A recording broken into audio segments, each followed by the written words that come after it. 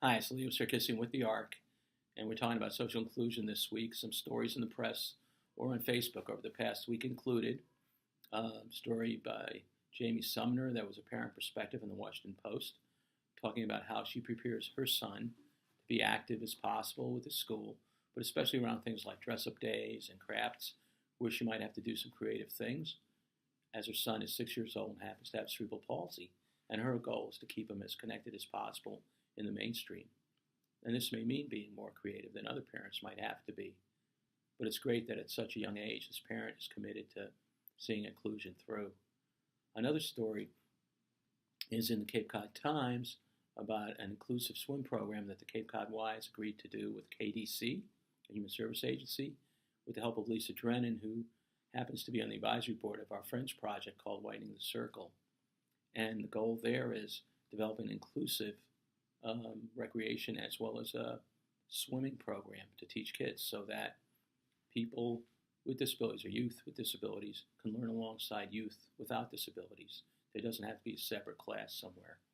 And thankfully, the Cape Cod Swim Club has joined as volunteers to make that happen. So sometimes, again, creativity in all kinds of ways can make things happen. Something perhaps not to everybody's taste is the fact that Mattel has two new Barbie dolls, both young ladies with disabilities, maybe late in coming, but we'll take it. Because again, it's all about connections and it's all about making sure people with disabilities, intellectual and developmental disabilities, are accepted like everyone else.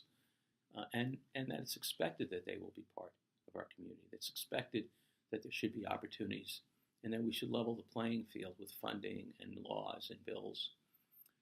One other last thing is about assistive technology.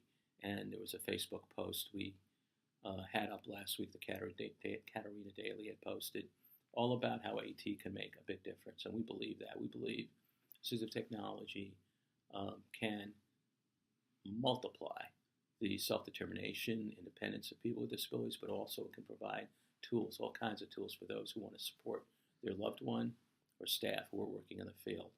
So over the next 2 years, we hope to be working with partners around this area. Life's about social inclusion. I mean, some of us may want to be hermits, but it's rare. And it's also about acceptance and respect. So social inclusion is very much a core piece of that recipe.